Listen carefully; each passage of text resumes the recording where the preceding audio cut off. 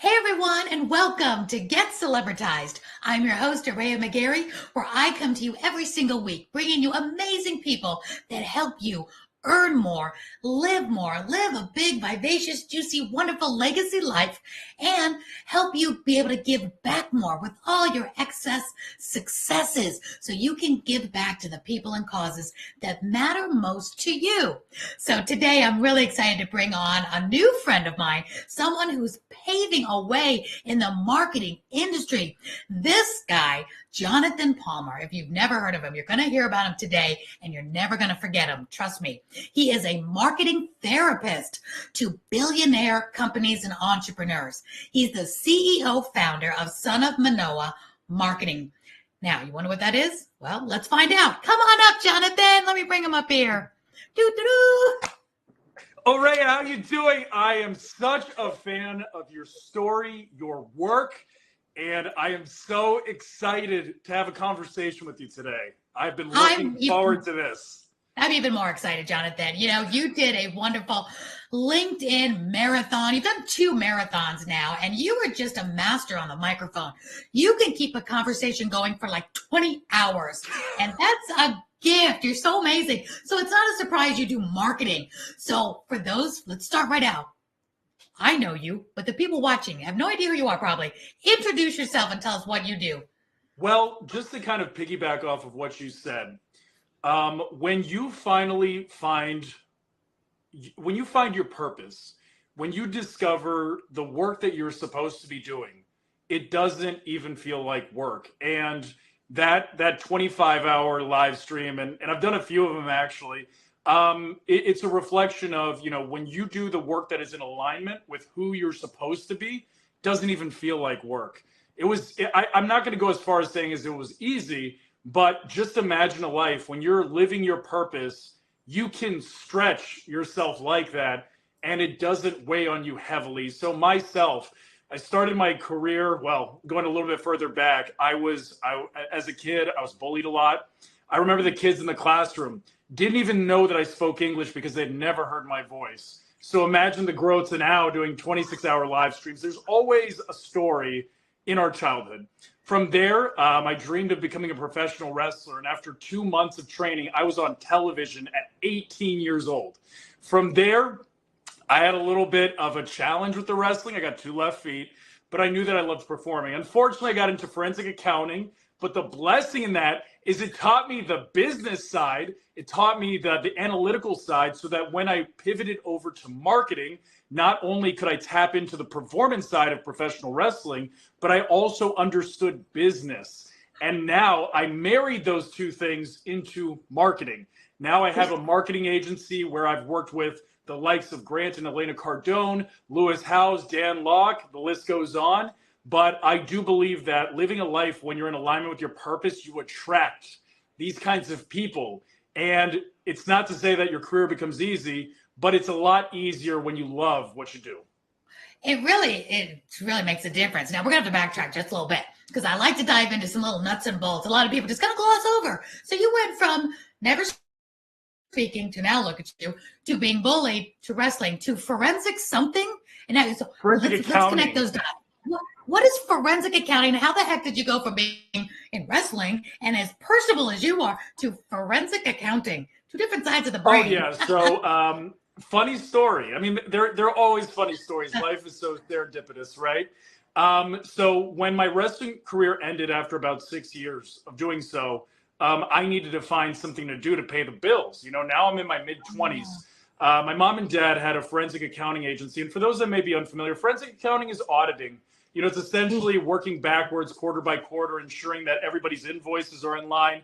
I can't say it was the career of my highest excitement, but I feel like it was an opportunity for me to become a student of the game. The student of the game when it came to business, you know, being in the corporate world. It also made me identify, wow, this is not in alignment with who I am and what I really want to do. And I think we all need to experience that. We all need to first discover all the things we don't like doing to know what we really want to do with our lives. So around 2019, late 2019, my dad, who's had a forensic accounting agency for 20 years, said, you know what, maybe we should do some marketing. So considering that I was finishing up my marketing degree, he said, hey, John, why don't you give a stab at it? And as soon as I started diving into the creativity, I was like, wow, I love doing this. I bumped into a young woman named Shay Rowbottom. She was a big influencer on LinkedIn. She was an early adopter. And she was making videos. And I thought, oh, wow, how cool. So I manifested a reality where I ended up meeting her once, becoming a student, being the most dedicated student she ever had.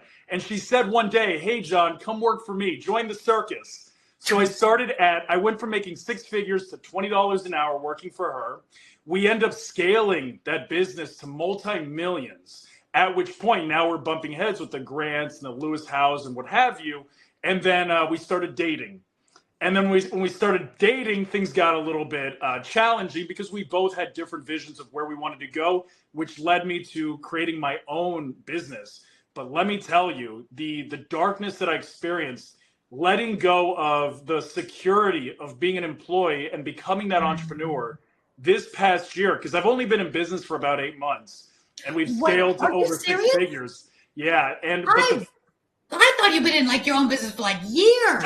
Oh my gosh, you're just a baby in the business. You're doing amazing. Keep talking. They want to know how you did it because you just said something really important. That transition from leaving the secure job, even though it's $20 an hour, it's coming. You know what to budget because you were doing forensic, accounting. You know that budget is important to going off on your own and good months, good weeks, bad weeks means sometimes there is no income coming in, and $20 an hour is better than nothing. So give us those bravery muscles you needed and the strategy you needed to make that leap because you've done it extremely successful because you work with big people and you travel, you speak, and you're being hired by some of the best businesses in the world. Yes. And just to clarify, I started at 20, but I didn't end at $20 an hour, Just to clarify for the audience.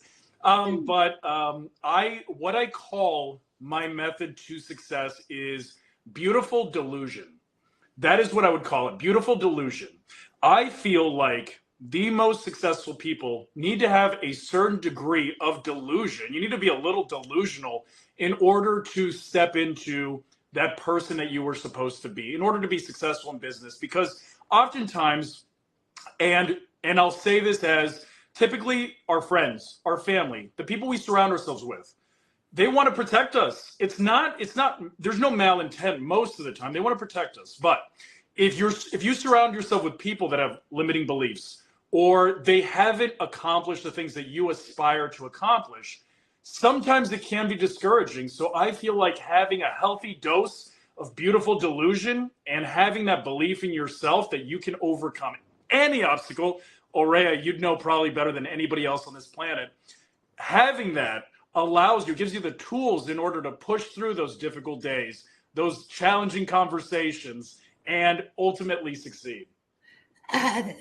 You are absolutely preaching the truth for sure. When you have to be a little delusional. All right. So I work with a lot of clients, a lot of women, especially that, all right, we got delusional in the bag. We know we got these big dreams. We're delusional. We can do this.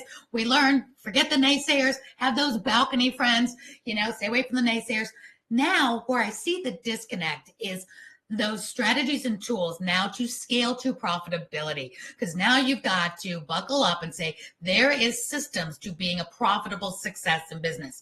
Because everybody starts out with big ideas and wishes and hopes, and they do have a solution to a major problem, or they wouldn't be doing it. So help us connect those dots from the delusion to actual profitability. Absolutely. So there are a lot of tactics that go into it. It's not just airy-fairy manifesting and your reality comes true. There's a lot of work that goes behind it. And one thing that, I feel like it's almost like the two activities are in direct opposition with one another.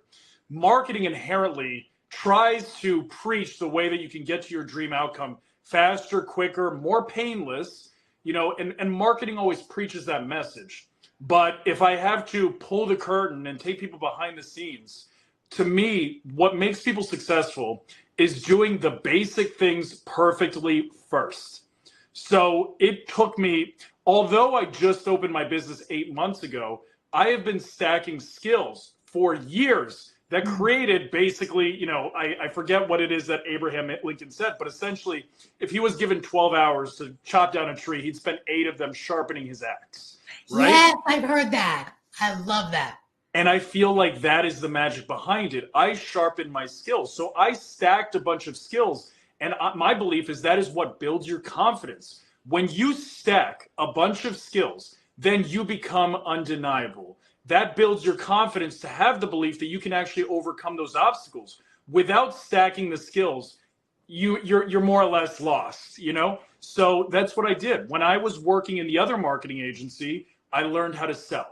I learned how to market. I became a student of the game so that when it came time to open my doors, I wasn't expecting to get business immediately, but it's a byproduct of all of the effort that I put in. For example, what initially made me go viral on LinkedIn was I knew that I had to create my own lane. I had to be the best at something. Find one skill that you can be the best in the world at, a skill that you could be known for that nobody else has. And for me, I looked at the videos. I didn't think that I was the most handsome person on LinkedIn. I didn't think that I was the most entertaining, but I spent more time than anybody else editing the video. I would spend 40 plus hours editing a 2-minute video. And I knew because it wasn't about going wide, it was about going deep. And I knew that if I could edit a video better than anybody else, that was the one thing that would separate me from all of my competition. And that is how I grew in popularity. So smart, so smart. And what is your popularity? I put up your LinkedIn right now. Well, Jonathan Palmar, find him on LinkedIn. What is your popularity now? What is your strength on LinkedIn? Is it the amount of followers or the amount of engagement? Because we know that could be a little smoke and mirrors when other people say, I've got so many followers, but you have so many great engaged followers. That is what it is. That's the key. So at one time I had over 200,000 followers on LinkedIn. And then I went quiet for about 2 years because I went back to sharpening my axe. Learning the skills. Smart. Cumulatively over social media, I have over 100,000 followers, but it's not about that. Every video that I would post would generate between 150,000 and 250,000 views. So of the audience that I do have, everybody was hooked, everybody was watching, everybody was engaging. And for those that might not be as familiar with social media, that is actually the magic, is building a tribe of loyal followers that will watch everything that you create. It's one thing to have an audience and another to have a following. When you're trying to sell something, you don't want an audience that just happens to watch your content. You want a following. You want a tribe of dedicated individuals that can be your cheerleader for your next business opportunity. I like to call them your fanatical audience. You get these fanatical fans. That's what happens in podcasting. So I'm going to ask you a marketing question in a second, because that's what happened to me 3 years ago when I went to TV podcasting and jumped in the podcasting world because it's trending. But I didn't do it the normal way. I turned on the cameras. I've always been a TV podcast because I love the camera and I love seeing you and seeing people interact. And you're great at it. You are excellent at it. I love this, but I can't imagine just sitting here and talking to you on the phone and having just the audio. This is how I thrive. This is my wheelhouse. So I love that. And then, of course, we can pull out the audio, make it on the podcast airways. But with that, I know how important it is in my marketing plan that I jumped in the podcasting world, part of my marketing strategy. Like, you do editing better than anybody. That's your piece. Mine is the video and doing this. So tell me, in the marketing world, things change so fast. One thing that's kind of steady is podcasting is really popular. Videos, Instagram Reels, YouTube Shorts, TikToks. And I'm going to say my generation, 40 and up, even though I'm up from there. But let's just say those of us who weren't brought up with computers and social media. I mean, this was a new thing for us these past, 10, 20 years. So what is the best marketing strategy you can give to the business owners that they're getting a little overwhelmed? Okay, you're saying marketing. There's LinkedIn, there's Instagram, there's podcasting, there's YouTube. How do you decipher? Do you go with what you know you need to do and get good at it?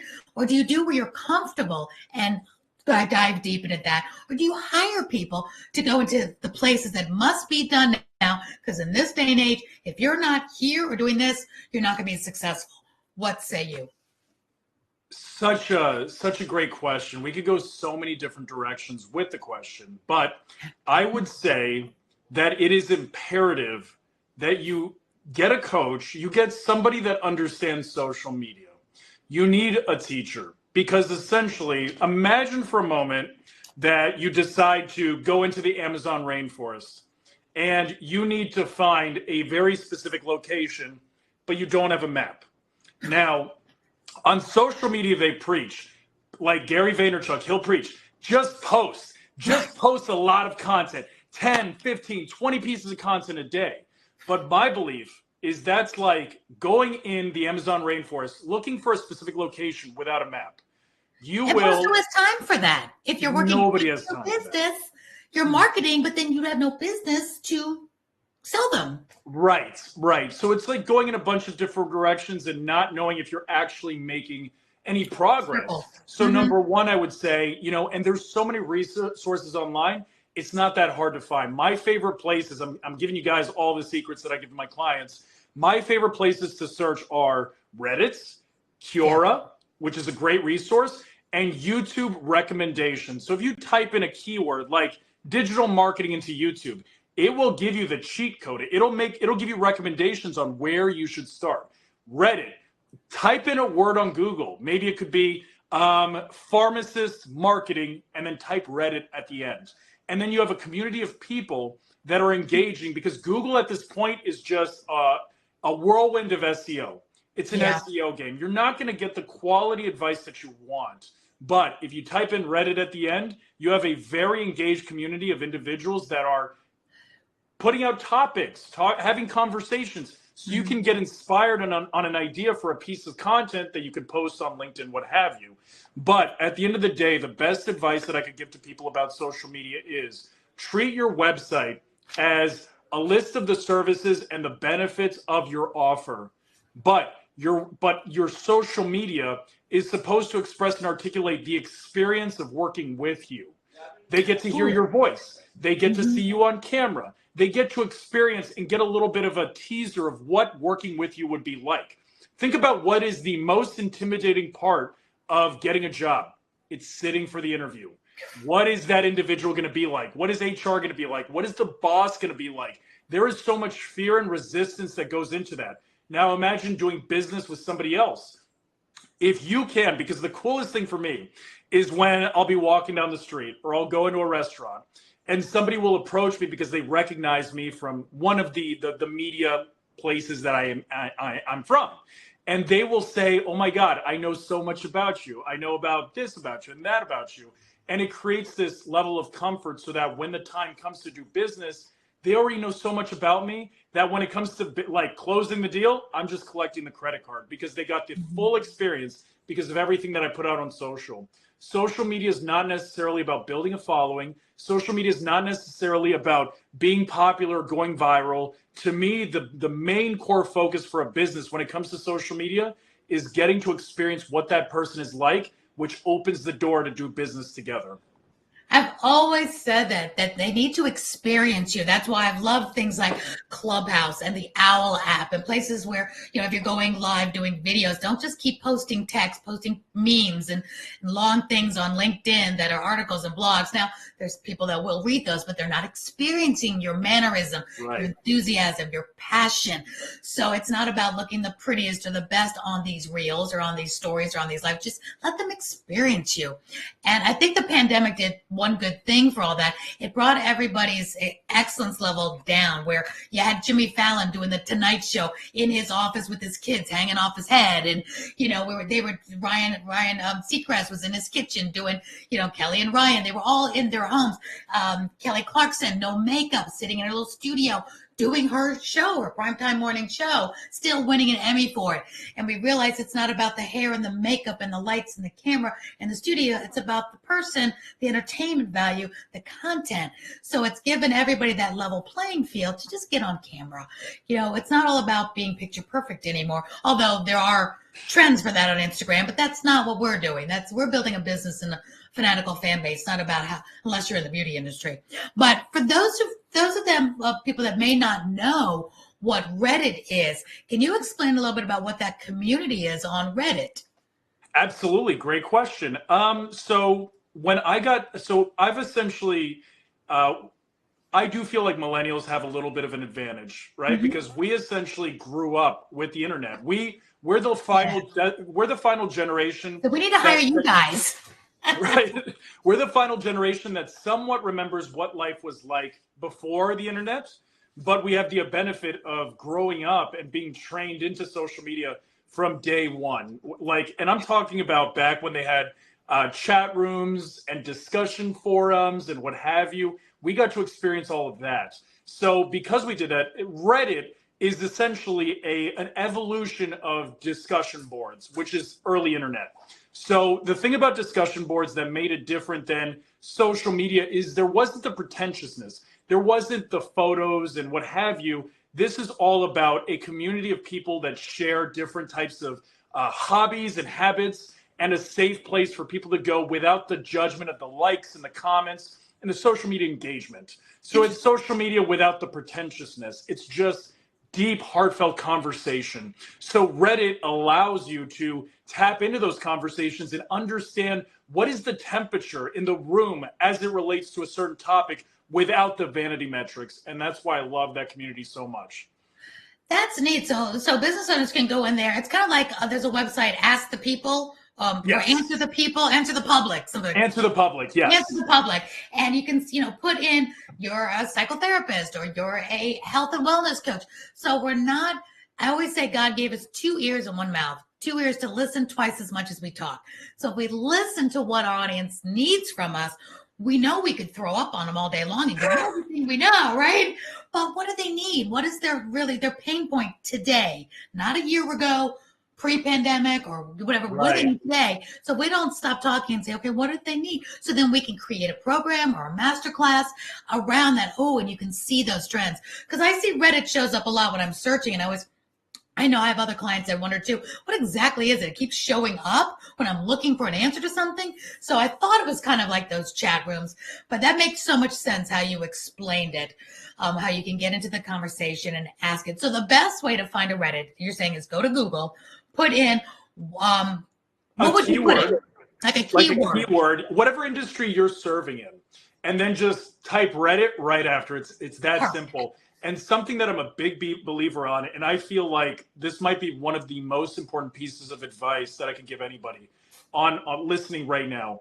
Always be an early adopter. Take a chance on, and Aurea, you're a great reflection of that. Owl app being one of them, right? Yes. Shout out to Jason.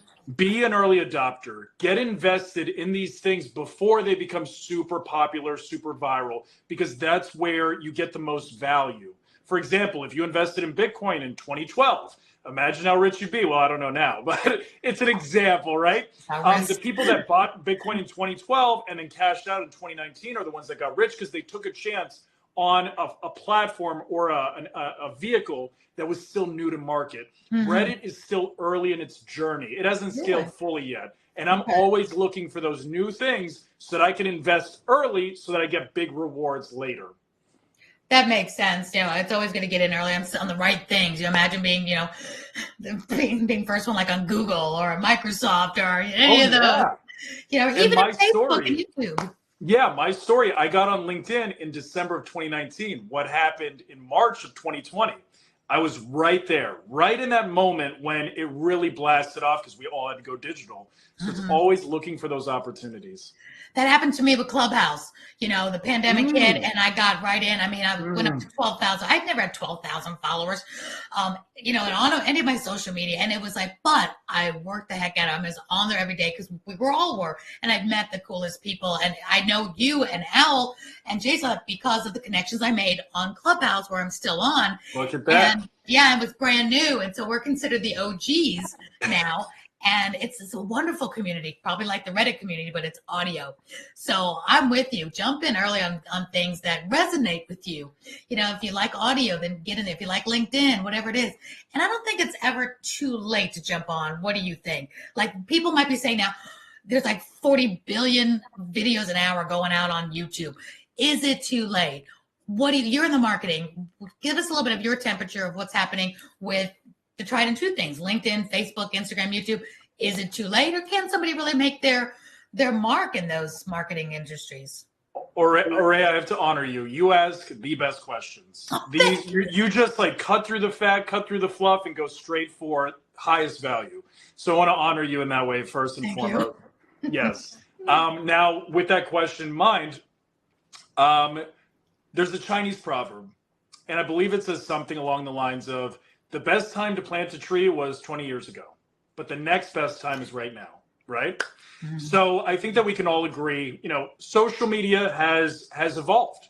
Now, do I think that the opportunity is the same as the pandemic?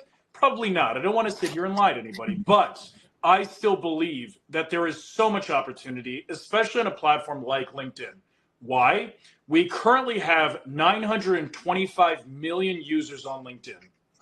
925 million users. Do you know how many posts are being published a day? Probably not that many. 3 million. 3 million. So that means 99.7% of the platform is consuming what 0.035 is creating. Those numbers are insane. So the fact that I can take a client and within the first month, they generate, I actually have a client, Wendy. Within 1 week, she's generated over 100,000 views on her content. And she has an event going off on November 11th. And as a byproduct, it is selling out. There is so few creators putting out content on LinkedIn that it is almost guaranteed to go viral if it has any degree of quality. So LinkedIn has a content deficiency problem. Wow. So you can be the individual to stand out in your industry, especially if you don't have a lot of competitors on the platform. You can stand out like that. It is insane. That is good to know, because I know so many people are like viral on TikTok and viral on Instagram and all this. And again, my generation, I'm just going to say, 40, 45 and up, are thinking, oh my gosh, is my audience even there? Is it worth the time? And we've seen some success stories. We've seen some businesses really do well with TikTok, whatever. But I think people have thought that LinkedIn was much more article driven. So can you give us a couple of tips of what LinkedIn is now? Because I know it's changed. Like, I do a LinkedIn room now every Wednesday morning at 10 a.m. with two of my friends one of them does PR and press. I do podcasting and TV. And my other friend does scaling your business. She's used to run restaurants, $1 million restaurants. So we bring our forces together, and we've just been doing the audio rooms weekend to get some, traction. But what is like a tip, without giving away all your secret sauces? But I'm here to give them all away. I'm here to give them all away. Give them all away. And I want it, and because I'm going to say this because I think that that's one of the biggest misconceptions that people have. They have such a resistance about giving it all away. Now, it depends on what industry you're in. But I find that even because I've spent years giving away every secret on every I've probably done hundreds of podcasts all over the place. And I have given away every major secret that I have. Wow. Because here is the reality. Even if you give everyone all of the secrets, 99% of people still won't take action. They still won't do anything with the information. You're right. So I have no fear about giving it all away. Also, I believe in a God, and I know that I'm going to be divinely protected as long as my heart's in the right place. And finally, another thing to mention is when it comes to a great coach, coaching is not about information. It's about customization and implementation. Yes, it is. And implementation is huge. We all need somebody to help us cross over the finish line. Exactly. You can know how to do the race, but you have a coach daily helping you get in shape to help you get across that finish line. You're never going to get over it. So exactly. I'm with you. 99% of the people fail because they don't take action, or they don't know how, or they get to an obstacle and now what do I do? Because you can give us all the books you want. We'd all be brilliant bazillionaires if it was information, because we have access to every book in the world. We have access to Tony Robbins, everything he's ever done or read. But why doesn't we just take it and run with it? Because you need that person to help you, assimilate it and take action on it. Right. If we go back to the Amazon rainforest example, I could give you the map, but wouldn't it be nice to have a tour guide?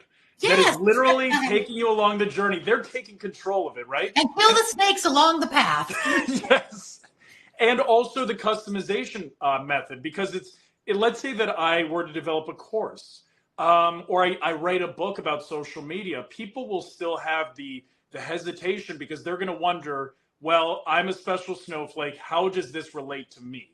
How can I implement this for my specific challenges? So the fact that I could jump in and go into the trenches with that individual and guide them on how I would approach it closes the sale. And there was one more thing that you said that stood out, and I didn't want to forget it. A lot of people say, is it worth my time? That is a big one. That is a big one. And let's just address this and get it out of the way. When somebody approaches me, whether I'm on a sales call, a strategy session, what have you, and they say, well, I don't really have time for this. The first thing that I ask them to do is, hey, do you mind if you just open up your calendar for a moment? Now, the people that don't want to open up their calendar already know the answer, but the people that do, I'm like, wait a second. You have a gap here, you have a gap there, and then you have all of those hours. And then on top of that, you have 140 days out of the year that you're not in the office. They're called weekends. So when an individual says, I want this more than anything else, and I look at their calendar and I see blank space, I'm like, well, I see an opportunity there. I see an opportunity there. I see an opportunity on that weekend, because the reality is, in order to live the life of your dreams, there will be sacrifices. Yeah. There is something that you will have to pay for that success. So I just look at their calendar, and typically I find the opportunities where they can find a way of creating content. We also know that any one of us could cut out some TV time or some, Absolutely. We don't want to take it all. We have to have rest and relaxation. We have to have our weekend or your Sunday. We get that. But there's always those things where you're sitting down and you can make it more productive. Nobody's working 24/7. Even though we say that, we feel like we're working 24/7. There's always those times where, you still have some more energy, but because you're not strategized, you don't want to bend up, you sit down and you watch TV for an hour, when you could have, if you had a goal, take that hour and do your social media, do something else. Or even 15, 20 minutes. Because Sure. if you're filming a 1 minute or 2 minute video, which is kind of what I consider the ideal, and I want to get into some LinkedIn tactics next, but if you're filming a 1 to 2 minute video, I'd say spending 10 minutes researching, trying to identify what are the pain points of your clients, what are some of the challenges, Right. and how you're the solution, you're the bridge between them, their current situation and their desired situation. 10 minutes of research, 5 minutes recording, 1 minute throwing some captions on it, you're good to go. That's all you need. And if you do that every day and aspire to just improve 1%, the compounding of that activity over the course of a year or 2 years, you will be viral. You just have to put in that legwork, those first couple of videos that you're putting out and they're not getting traction.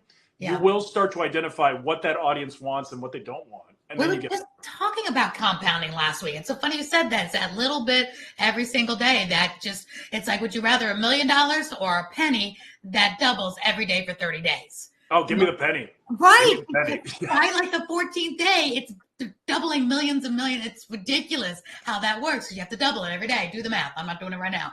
But yeah, it works. So you're right. That compound works. So, all right. So I love your attitude. I love you want to give it all. So, all right, guys, we're going to ask him for all of it.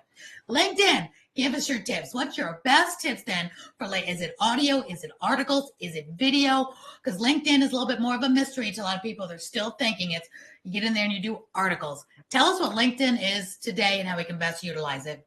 So there may be some that believe that I have a bias for video, but I will clarify why it is so important in the time that we live in right now. I'm with you. With the rise of AI, now we're to the point where we can have somebody write our content for us. Social media, it depends on who you are, but most individuals at this point understand and know the concept of a ghostwriter and the concept of having media teams that create content on behalf of others. Yeah. So if you really want to build trust with your audience, and if you really consider how much of communication is nonverbal, then you understand the value of creating video content. There's no better driver of building the know, like, trust factor than getting on camera. Because when an individual sitting in their backyard, sitting in their house, sitting in their office, and they just look directly into the camera and they deliver a message, we connect with them on a level that can't be replicated through text, through a picture post, through a caption. So I would encourage people, if you want to generate leads faster, then you need to get on video. Now that we know that video is the vehicle to success, how do we optimize it? The reality is that 84% of people watch their videos with the sound turned off. So you absolutely need captions. Now, here's a little secret that I'm going to give you. You can actually go on Instagram and you can film your video on Instagram, and then you're going to go to the top. There's a smiley face. There's a little smiley face thing, a little icon. Click on it. You can add captions. Absolutely free, and it transcribes them in 5 seconds. Now you have a video with captions. You hit the save button. It saves it to your phone, and then you upload it to LinkedIn, and you've got captions done. I love that. Now you remediated that, right? That is a great hack. Now, I want to ask you something. Okay, when a lot of people think they can do a video on one platform and it cross-pollinates, but a LinkedIn audience is different than a TikTok audience, than an Instagram, than a Facebook. So do you do that Instagram one? You don't even have to post on Instagram. You can just do it and get it downloaded. It's not your Instagram post. That's the key. But it's also vertical now. So is that okay to post a vertical on LinkedIn? Yes. So that is a fantastic question. Not surprised. That is a good question. 55% of LinkedIn is still consumed through desktop. So desktop still reigns supreme. Now, with that in mind, you still have the 45% of your audience that is consuming the content on mobile devices. And we know that it's going to head more in that direction. So I would say you can do either format because it's almost 50-50. I'd get a lot more comfortable doing the real style, which is the vertical that we talk about, because that's the direction. And then there's just a blank side on both sides, though, because even if you're watching a vertical on your desktop, and we're used to seeing that anyway, with the 2 black on the side because it's vertical. So it's not like a big deal like it used to be. Again, through the pandemic, we see that all the time. Now it's become more part of our visual. We're not saying, ooh, what's that? We're used to seeing vertical, even in a horizontal box. So right. I would say that the best piece of advice I could give about that is your ideal prospects. How would they be consuming content? If you are, like, for example, if you are in the travel industry and you have, like, let's say that you have, cruises and you're promoting it, and you're posting content on the weekend because that's when somebody might make that kind of purchasing decision, right? Then you might want it to be on a mobile device, because it's kind of a dream concept, right? But if you're an accountant or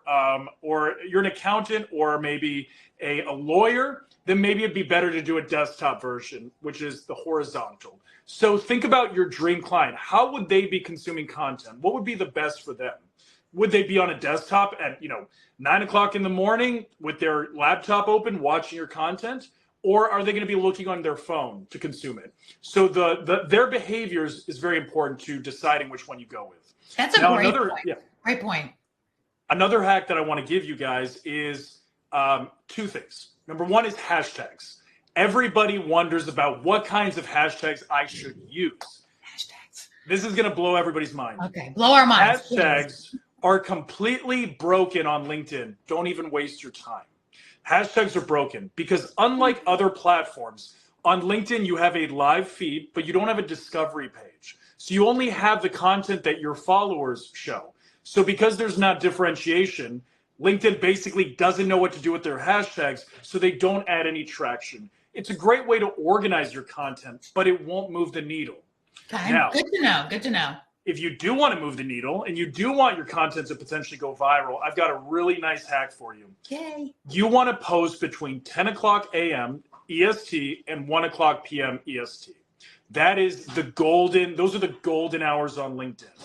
And within that time, you don't want to post at exactly 10 a.m. You want to post at like 10:13, 10:15, because everybody's automated software sets their content to go off at the top of the hour. And we're all competing for that very top spot on LinkedIn, that very top spot. So when you post at like 10:13, you have a higher probability of your content standing out because everybody else is posting 10, 10:30, 11.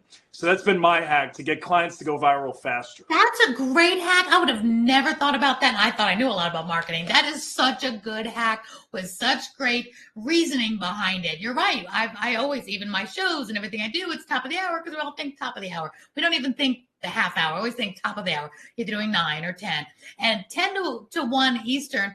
So that's the middle of the day. So on LinkedIn, that was always my question with LinkedIn. Since LinkedIn is a very business audience, are people really, sounds like they're watching it while they're at work because they're not watching afterwards, but then they're saying post it during the day. But isn't the LinkedIn audience busy working in their business? But I guess not. They're watching at the same time, right? Because it's a networking platform, the psychological behavior that people have for the platform is not the same. It's not passive passive dopamine hits like it would be on an Instagram or a TikTok. Right. People around those hours, when you look at like sales individuals, for sales individuals, that is their breeding ground to generate business opportunities and leads. So they're very active on the platform. You have a lot of executive assistants that maybe their boss asked them to do something. An executive assistant is the magic individual you want to tap into on LinkedIn. The salespeople, marketing, and executive assistants. Because the reality is, for those of you that have a CEO that you're trying to prospect, CEOs are too busy. They're not looking at your post. But that executive assistant can become your cheerleader to defend you and to open the eyes of the CEO to see the opportunity with your business. So for me, I exclusively connect with marketing, sales, HR, and executive assistants because they become my cheerleaders that talk to the CEO and say, hey, there's this guy on LinkedIn doing this. We should have a conversation with him. So smart, so smart. You're right. You've got to go to the gatekeeper so they can say, you need it. Because what if the CEO just might have told that person, find me such and such, or I need to improve this bottom line, or we need to improve our marketing. And the executive assistant is smart enough to be on social media during the hours of 9 to 5 because she's getting paid for it on there, looking for people like ourselves being there. So that's brilliant right there. Absolutely. So if LinkedIn is one of your favorites, is there anything else you want to give away as far as hacks from marketing the entrepreneur to help them go viral in 2024? Yes, I will give 2 more pieces of advice. Number 1, you need to, so this is, I believe it's 73%. 73% of individuals within the first 3 seconds will make the decision if they're going to watch the video till the end, like and comment on the post, and if they're going to share it. So if you cannot capture people's attention within the first 3 seconds, nothing else you say after that point matters at all. So that means no stress. Right. You need, and what I call it is you need a powerful, unusual, interesting opening line. You need something that captures people's curiosity. It could be a funny hat. It could be something that just doesn't look of this world, something unusual to capture people's attention. That's the key. And I'll give an example really quickly. I had a client. His post got 8 million views. And he's like, John, how did my post get 8 million views? And I said, how did it not? It was a miniature horse the size of a dog that was in a lake that had a round flotation device around its torso playing with kids. That is so unusual. It is impossible for it to not go viral. Sure. And that is how he was able to do it. Think the unusual. How does that translate to business, though? Because I know I had a video about 2 years ago that got 500,000 views within like the first 3 days. And it was simply, I turned on my camera, I took a picture. I was in Gatlinburg, and there was the first snow. It was so picturesque. And I just popped it on Facebook, and nothing to do with business thing. And I just saw, and it got like, how many? It probably got like 50,000 shares. I'm like, why can't I do that with my business post, right? So how do we translate that off thing that is something like that, but it doesn't resonate into our ROI or our business, or tell anybody about what Such a great question. Such a great question. And I'll use a story as an example. I need some electrical work done in my house. And my neighbor is an electrician. Now, is he the best electrician? No, I'd probably be better off just going in the yellow pages. Remember those? I do. And looking for, an electrician, or I'll go on Google and I'll search for one. But here's the difference. I know my electrician neighbor. He's come over to my house for Thanksgiving. He's been there for Christmas. I've known him for 10 years. I trust him to be in my house. I know, like, and trust him. So because he's my neighbor, he is going to gain the business as opposed to an electrician that I have no relationship with, that I have nothing in common with, that I have not connected and networked and built something with. So when it comes to business, people do business with people that they know, like, and trust, like we've said, right? Mm-hmm. So when we show pieces of ourselves, not only do we generate and attract those ideal clients, because content is top of funnel. It's just to get people to click on our profile. And then essentially your profile, we could save this for another day. Your profile is just a billboard for your offer. But your content is supposed to just get people to click on your profile. From there, they can learn more about what it is that you do. But there's no greater feeling than opening up my calendar on a Monday morning. And every client that I work with, I love working with, because my content resonated with that individual. They connected with me on a human level, and now we work together. Imagine opening your calendar on Monday and loving everybody you're working with. It is a treat. So the content does not need to tie directly into your business, because at the end of the day, do I care about how fast the 747 jet gets me from one location to the next? No, I just wanted to say something about who I am, and I want the flight to be comfortable, and I want to see the little icon of how far I got to go. But I don't care about the technical stuff. I care about that dream outcome, which is living a fulfilling life, doing work that I love to do. And when you create that content, you create that opportunity. Pat, I'm so glad I'm hearing this, because so many times I'm and many of the ladies that I work with too, we're very eclectic. We've got a lot of facets. We've got kids, we've got animals, we've got hobbies, interests, and we've heard so many things along the last even 5 years. Don't post personal things on your business page. Keep it all business. Make that thread look great, or post it all and let them see your dogs, your cats, your hobbies. And we get so confused. But you have the results to show for it. You're getting clients good viral results, and you're doing it. So give us, before we have to close up, I want to definitely have you back on. Yeah, my goodness, time goes by so fast talking to you. That's why you do 24-hour marathons. Only you. Goodness gracious.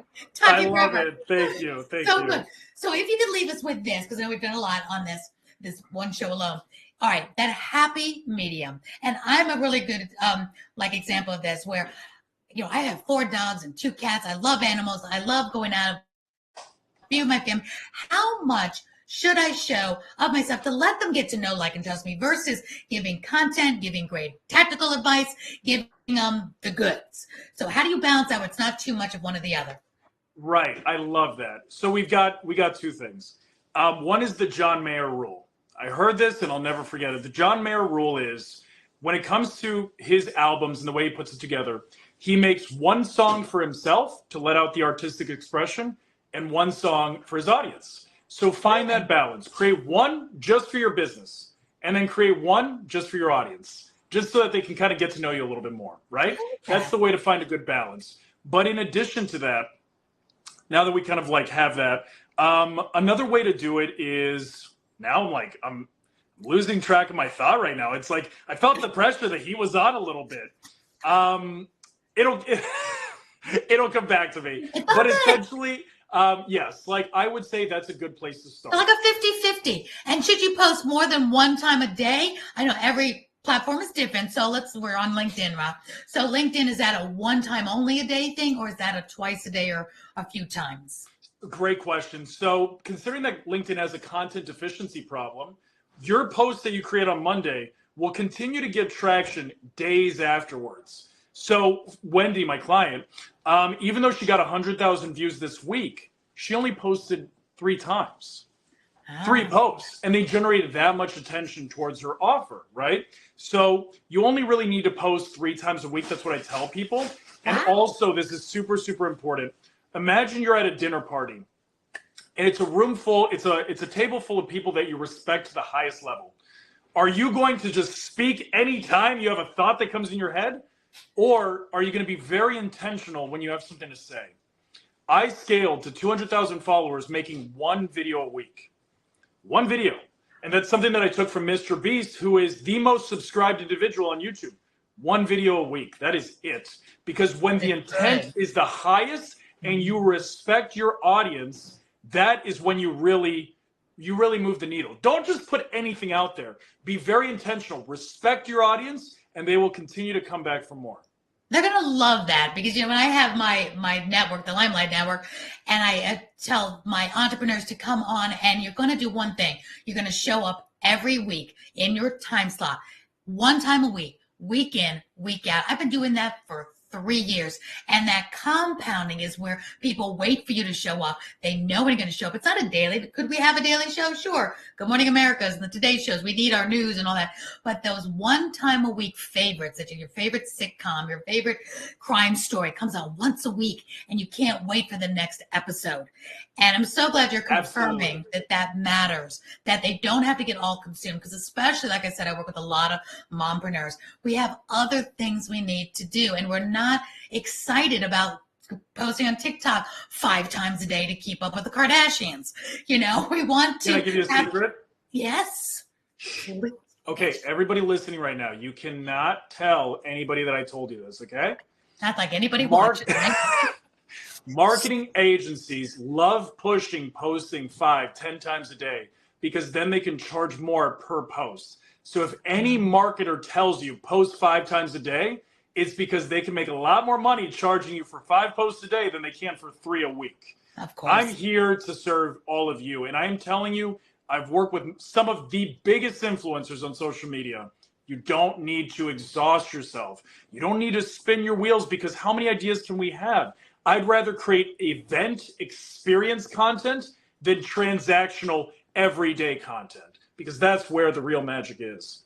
Oh, you are magical. Okay, and we've got to wrap up. I don't want to say goodbye, but we have to in a second. So in the last 2 minutes, how do people get a hold of you? You are so busy. You've got a lot of clients. So I know that everybody's listening and watching is going to fall in love with you. Want to, at least, let's just say half of them want to actually kind of tap in and see what you can do for them, for their business. You're going to be bombarded. How best should they get a hold of you? Do you have any free content or some virtual content they can consume so everybody doesn't call you at once? And then do you have events or programs coming up? You know, I'm going to be sharing this video all over the place. Just saying.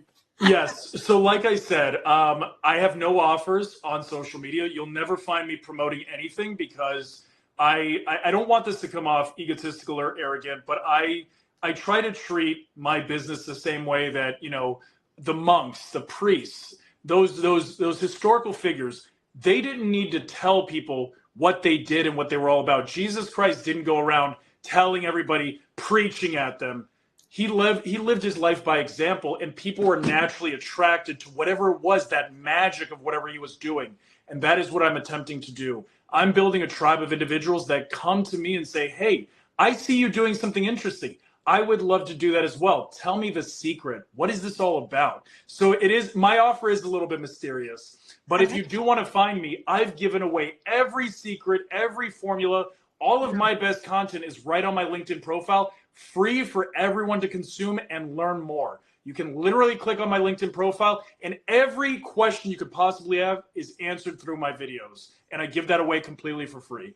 And if you want to have your process customized or a little bit of help getting it implemented, I'm here to serve you. But yes, and for anybody that comes to Aurea, I will give you a free hour. I will walk you through the process. No questions asked, no strings attached. If you come through Aurea, that is 100% for you.